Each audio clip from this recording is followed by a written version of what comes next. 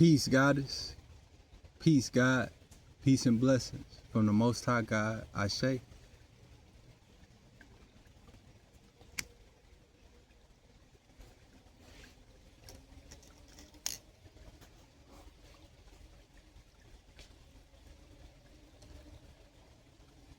I've been like, I don't know, like, if I'm gonna title the message. It's just me rambling. I done learned so much on my journey. Like, now, like, it's like outside, I think I'm moving.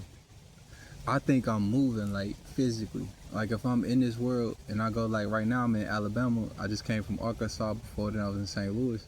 I think I'm moving in the world. But spiritually, I'm not even moving.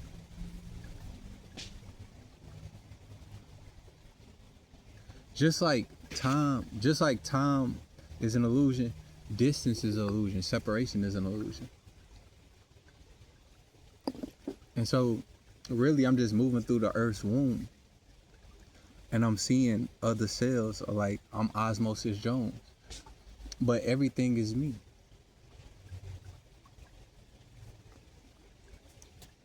Everything is just a mirror, a reflection of myself, or the relationship I have with myself, or as I perceive myself, or how I understand myself. That's life. And so I've been like understanding a lot. Like today, like I received some messages. Like my son is 10 years old now. He's a Capricorn, and if you have a Capricorn, everybody knows that Capricorns are karmic children. And so I got the message that I'm in a 10-year karmic cycle. And I started not my Sade Sati, but my Saturn return at 27. And I started my Sade, I went straight into my Sade Sati.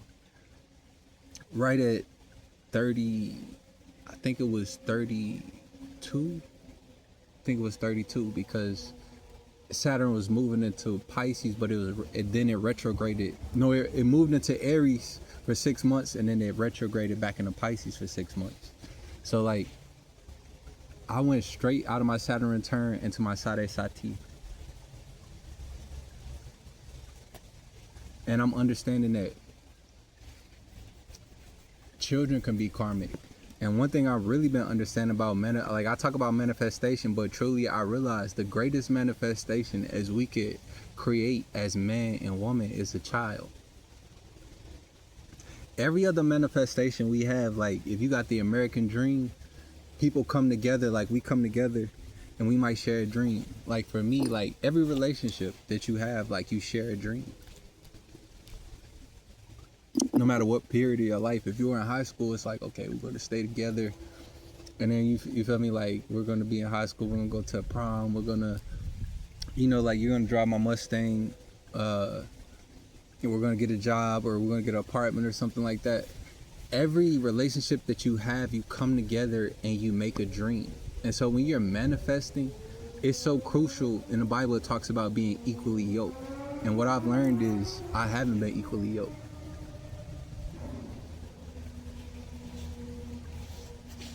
Nipsey Hussle said this, like he was talking about Lauryn Hill, not Lauryn Hill, what's her name? Nunu. Lauren London from ATL. He say, forever I'm your lady, you my fucking nigga. Or he say, forever you my lady, I'm your fucking nigga. He say, in the sky for our love, I'ma tie a ribbon.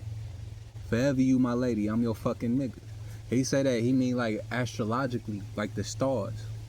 He quoted that from Stevie Wonder, like saying like, there's a ribbon in the sky for our love we can lose. Like Stevie Wonder made a whole song about it. But what he's talking about is something really deep and spiritual. Really deep and spiritual. Forever you my lady, I'm your fucking nigga. In the love, or in the sky, for your love, I'ma paint or I'ma tie a ribbon. Forever you my lady, I'm your fucking nigga. So they say in the sky, I'ma tie a ribbon. So when when we create children, we make karmic bonds. My son is a Capricorn. That's a tie that I made. That's something I can't undo, whether he was to perish or not. That's a bond that we made. We brought a spirit into the world. And so this is what Nipsey was saying with Lauren London. He say forever. He knew he wasn't gonna be here. He say forever, you my lady, I'm your fucking nigga. Like, it's not something that's gonna change. Like, and you got my son. And so it's like, in the sky, I'm a tie ribbon. That's your astro. That's your. We just as above, so below. So as we look up, like as a, you know, when the sun passes, we see the stars in the sky. We see like the truth. The sun is projecting light, and we see what we want to see. When the moon comes, we see the reality, what it really is, and how you feel about it, versus what you see and what you project and want it to be. The ego versus the heart, the mind versus the heart. Right? So it's really deep. Two people have like incarnated as above. We got a guardian star. We are those stars above that we see. That's why we look at the planet and we see all these different, the networks of the cities and things, and we see these lights showing like in cities where we live, like we're heavily populated. If you were to look at the earth from a higher perspective, you would see this network that looks like mycelia that the root system of the trees have below. And so that's what you see above as constellations. That's us. And so you're tying a ribbon, you're connecting, you're taking your soul and you're tying it with another, bringing another soul into fruition. And when we do that, we bond energies. A child is not just the energies that we bring together. It's also the mindset, the DNA of our lineage, our history, and even our karma. And so when you're manifesting, a lot of people manifest and they get what they want. You see that they're solo. You see they're solo first. And what I realized, like, I'm in the crown chakra now, and I've been watching the Avatar Last Airbender. Aang couldn't let Katara go, which meant, and this last chakra is the crown chakra, and it's dealing with connection, and it's blocked by attachment. Since he was attached to Katara, his destiny was attached to Katara, which is why he left Katara. He left Guru Patit, and he went and found Katara. He chose that for himself, to bind himself. As you saw in Hercules, he chose to be with Meg and to exclude his godhead and be a demigod and live here on Earth. A lot of us choose to reincarnate and we don't even understand. And we choose this, sometimes we choose this unconsciously, and we are forced to choose this just because we haven't raised our vibration high enough or come into a understanding or had the experience which we wish to have in order to come into the understanding and enlightenment which we wish to have in order to raise our frequency, align us with another dimension. If you're unable to, you're trapped and you come back to Earth. And this is why you see a lot of shooting stars. They die young. Like Tupac say, like, he say, like, ever since he went to prison, he say, like, I never realized the precious time that bitch niggas be wasting. Institutionalized. I live my life. He say, like, he realized when he was sitting in that can, like, now that they controlling him, saying, like, you know, you gotta do this at a certain time, he realized, like, damn, I've been wasting time, because if I was at the crib, you know, I'd be chilling, you feel me, not doing shit. But now, you feel me, people is on me and stuff and controlling what I can do or say. Now I realize how precious my time is. And so, like, he say that he did everything he wanted to do. He accomplished everything he wanted to accomplish in a short amount of time.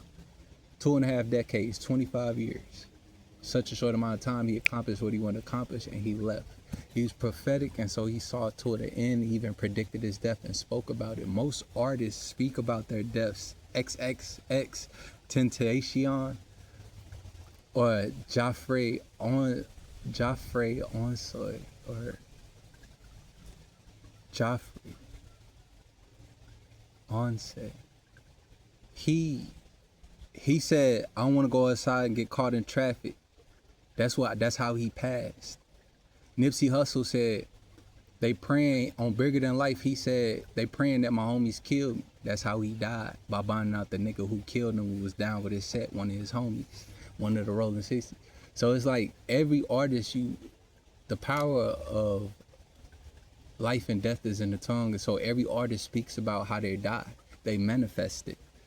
And so it's important and it's crucial to choose what you manifesting, because when we come into this world, we're not conscious, and every day we become more conscious. Every year, we become more and more conscious, and we learn about our childhood traumas and our understanding, conceptualization of who we are and the life, like as we perceive life around us and the world and people around us. And so we grow and we elevate until we come into enlightenment. And when we bond ourselves with another soul, this makes I'm a Gemini. And so there's 3. Gemini is the 3rd house. When you put 2 and 2 together, there's a 3rd that bonds it. Like the Venn diagram. There's your part. There's that person's story. There's your story. And in the center, in between that, there's the truth. And so the masculine, the feminine, the Father, the Son, the Holy Spirit, the Trinity. And so integration is key in the crown chakra, as well as understanding.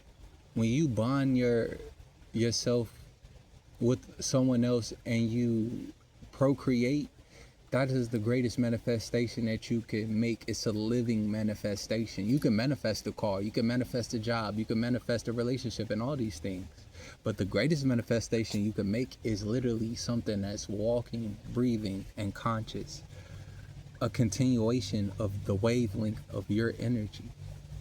You and another person's energy at a certain point in time. You two came together, and what you were feeling, thinking, and being came together. Sun and moon, masculine and feminine, and opened a portal as the eclipse, and through came a child, the birth of your manifestation. And so that's the deepest manifestation you can make. And that also steers your life. And you hear people talk about this all the time. Like, oh, I wish I didn't have a baby mama. I wish I didn't have, well, I could have just had the baby. Or my life has changed so much since you, even like if you're a child, if your mama's bitter, if your daddy's bitter, like, why, I had I had the perfect figure before I had you. Or like my life was so good before I had you. I had to change everything and become responsible before I had you. It's so much. But the thing is, like, that's the greatest manifestation you can make. And people regret their manifestations the same way they regret their actions, their feelings, and their thoughts.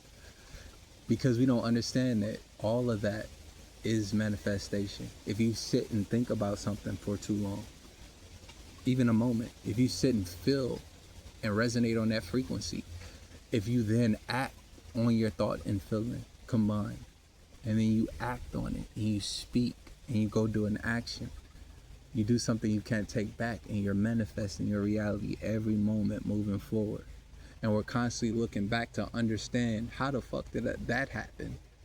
But we're right here, and as we're looking back thinking about that, here is the future steady coming. And so a lot of times we stay stuck in this loop and this curse or this cycle of re-manifesting the same old thing while we're aging, and then we die until we become conscious, and then we perceive in the present moment, and then we create forward. And that's what a lot of times people have an awakening or near, what's it called, dark night of the soul, near death experience, or a rebirth. And it's understanding that you were controlled when you came into this world. You didn't choose your parents. They chose your name and how your life would be. Came into a city and a part of the world, in a country and a city. So you have a nationality, you have a religion, and you have a conceptualization of who you are and what life is and what you should be doing or what your part is. And before you break out of all of that, you're just doing things aimlessly. So when you reach a midlife crisis or your point of enlightenment or awakening, you then have to do what you see in Tina Turner, like Nam Myoho Renge Kyo. which is reverse your karma, because then you're consciously creating your karma. Then you're consciously clearing your karma, because you understand that everything you do affects not just the person in front of you, but the entire world, and it reflects back to you. There's an ant crawling on my phone right now. If I were to kill that ant just out of, I don't know, maybe I think it's insignificant. Maybe I think I'm better than the ant. Maybe I'm angry and I just, I can't control anything, so I'm gonna control the ant. I got power over you. That would be a manifestation, an affirmation, a ritual, a sacrifice that I would be putting into the universe that would come back to me on a later day. And it could be a bird shitting on my window. It could be a bird shitting on my window. Well, I just got a brand new car and I just went in and got, my car clean. It's a Sunday and I thought I was going to take it back to the garage safe and sound. And that's life. Karma is not a bitch. Karma is only a bitch if you've been one. Karma is a mirror, and karma is truly your best friend. It's going to give you what you deserve. It's going to give you exactly what you deserve. The whole issue with that is, like, we look at our life, and as far as we know it, it's coming into understanding when we dissolve our ego. Wait, I did do that. Wait, this did happen, but I was on the other end. And then, wait, I never did this. How the hell does this happen? But you have past lives. You also have parents who have karma. You're also connected with friends and in relationships with people who have karma, and you've included yourself. You've been born into sin. You are the light within the darkness. And so it's like you are becoming conscious of that and making yourself conscious. And it's just like when you get to the crown, it's really like that lotus flower coming out of this muddy, like dirty, grimy water, and it comes to the top and it's just like beautiful, pure, elegant, flawless victory. And it's all connection. It all makes sense.